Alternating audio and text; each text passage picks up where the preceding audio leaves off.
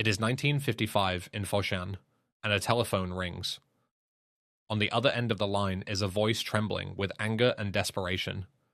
Master Ip Man listens in silence as his student, Chen Wei, recounts what happened to his elderly mother 3 hours ago.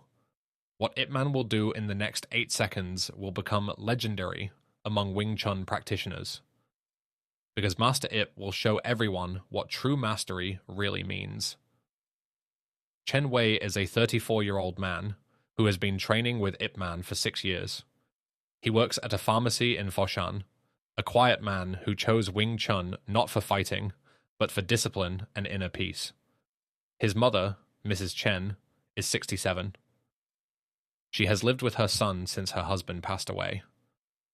She also runs a small fabric shop near the Pearl River, selling silk and cotton to local families. She is well loved by the community, known for helping poor families who cannot afford proper clothes for their children.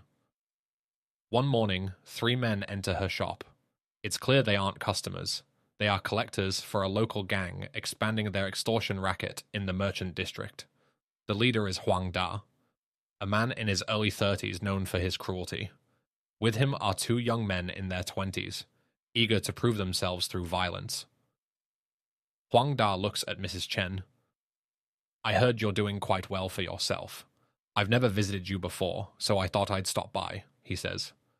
Then, raising his voice, "Listen to me, Mrs. Chen. From now on, I want 5 silver yuan every week. Don't try to resist me, or things will get ugly." Mrs. Chen refuses. She tells Huang Da she won't pay criminals, and would rather close her shop than pay protection money. Huang Da's reaction is brutal. He grabs a roll of expensive fabric from the shelf and hurls it into the street. Then another, and another. When Mrs. Chen tries to stop him, he shoves her violently against the wall. The woman falls to the ground, curling up and clutching her head in her hands, weeping. The other 2 men grin at the helpless woman, as if enjoying her plight. Suddenly, they begin to tear the place apart. They lay waste to the shop Mrs. Chen has spent 30 years tending to with care.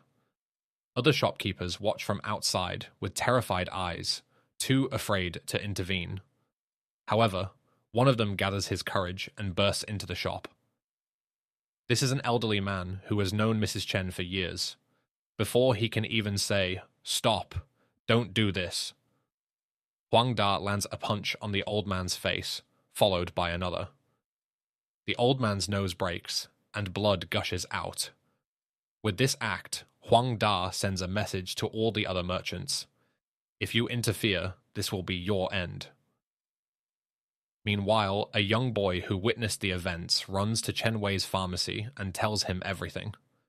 Chen Wei and the boy race to his mother's shop, his heart pounding with fear and rage. When he arrives, he finds her sitting on the floor, crying amidst the wreckage of her store. Her wrist is swollen. He suspects it is either broken or cracked. His mother isn't crying because of the pain in her wrist, but because of the heartbreak of seeing the shop she built stitch by stitch in this state. The elderly neighbor who tried to help is being assisted by the community. His face is swollen, and his nose is clearly broken. Other shopkeepers stand in their doorways, watching, unable to say a word. They know Huang Da's gang. They know that challenging him means trouble not just for themselves, but for their families. Chen Wei takes his mother to the doctor. The diagnosis: a sprained wrist, severe bruising, and possible rib contusions. She will heal physically, but the psychological wound is deep. She mutters to herself, "Why did I resist? I should have just paid. I'm a fool for resisting." Seeing his mother like this, Chen Wei feels a massive wave of anger. He knows that men like Huang Da will never stop unless they are brought to justice. He makes a decision that will change everything. He goes to a phone booth and dials the number for Ip Man's school. When the master answers, Chen Wei speaks with an unusual formality. He doesn't ask for help, he simply reports the situation. Ip Man listens without interrupting. When Chen Wei finishes, Ip Man asks a single question: "Where is this man now?" Chen Wei has already checked. Huang Da and his men spend their evenings at a tea house by the river, a place where the gang openly conducts their business, certain that no one would dare challenge them. He tells the master they will be there from 7 o'clock until midnight. Ip Man's response is simple. I will be there at 8. Wait for me outside the tea house. Do not go in. Do not confront them. Just wait. Chen Wei wants to challenge the gang himself, to prove he can defend his mother, but he is too loyal a student to disobey his master. As you wish, Sifu, he says. That evening, Chen Wei stands outside the tea house at 7:45 p.m. The autumn air is cool, carrying the scent of the Pearl River and jasmine from nearby gardens. Through the tea house windows, he can see Huang Da and his 2 men sitting at a table, drinking tea, laughing loudly, and counting money. That's the extortion money, Chen Wei thinks. Money taken by force from shopkeepers, too afraid to resist. Exactly at 8 o'clock, Ip Man arrives. He is 62 years old. He wears a simple grey changshan, a traditional Chinese robe, with nothing flashy about him. He walks with the unhurried steps of someone who has nothing to prove and everything to show. He doesn't look angry. He looks remarkably calm. Chen Wei bows respectfully. Ip Man acknowledges him with a slight nod and speaks quietly. Stay here. What happens inside will be fast. No matter what you see, do not intervene. Ip Man enters the tea house. The conversations continue. Huang Da doesn't notice him at first, too busy boasting about the day's collections. Then someone nudges him and points toward the entrance. Huang Da looks up to see an elderly man in traditional clothes walking toward his table. Ip Man stops 3 feet from the table. His hands are at his sides. His posture is relaxed. He speaks in Cantonese, his voice carrying absolute authority. You attacked an elderly woman this morning. You destroyed her shop. You also violently struck a neighbor who tried to help her, insulting his honor.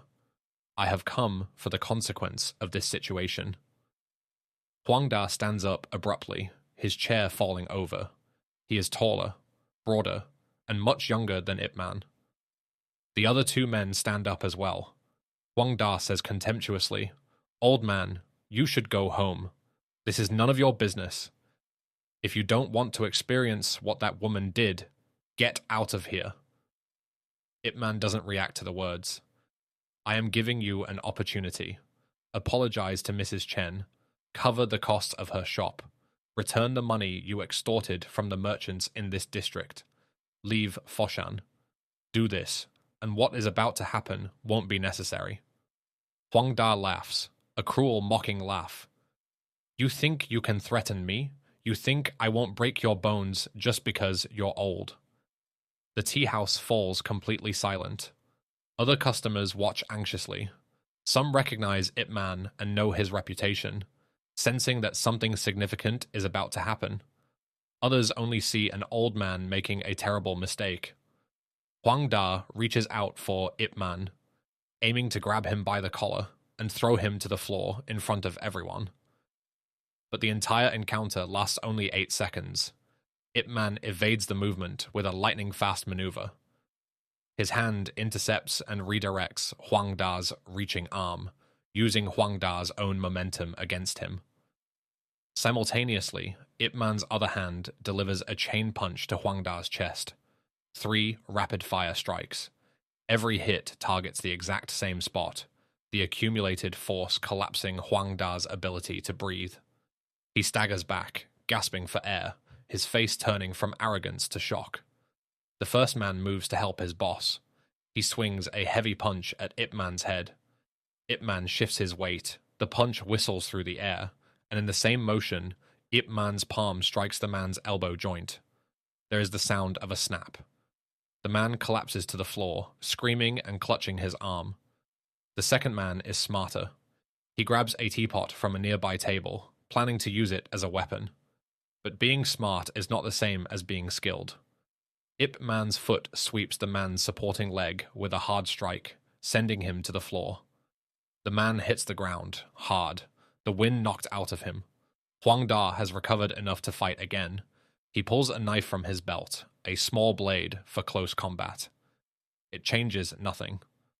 Ip Man's hands move in a blur, trapping Huang Da's knife hand and applying pressure to specific nerve points. Huang Da's fingers open involuntarily. The knife hits the floor. Ip Man's final move is not violent, it is instructional. He puts Huang Da into a standing arm lock, a position where any movement causes intense pain but no permanent damage. He leans in and speaks quietly, though everyone in the tea house can hear. You lost just now because you believe power is about size and intimidation.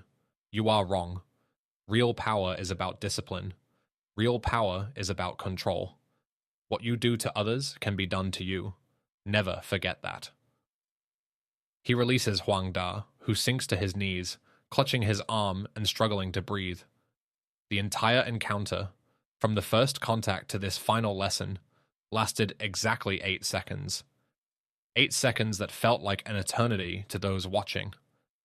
8 seconds that would be talked about for decades in Foshan. Yip Man leaves the tea house without saying another word. Chen Wei is waiting outside, his eyes wide. He heard the brief sounds of conflict followed by silence. It's settled, Ip Man says simply. Your mother will not be bothered again. In fact, none of the merchants will. I spoke to Huang Da in the only language he understands. The next day, Huang Da and his men leave Foshan. The news of the event spreads rapidly among criminal gangs. The merchant district is under the protection of Ip Man. It isn't official, but everyone knows. They know that if you touch a shopkeeper there, you will face the consequences. Mrs. Chen's shop reopens within a week. Neighbors help repair the damage. Chen Wei tries to pay Ip Man for his intervention, but Ip Man refuses.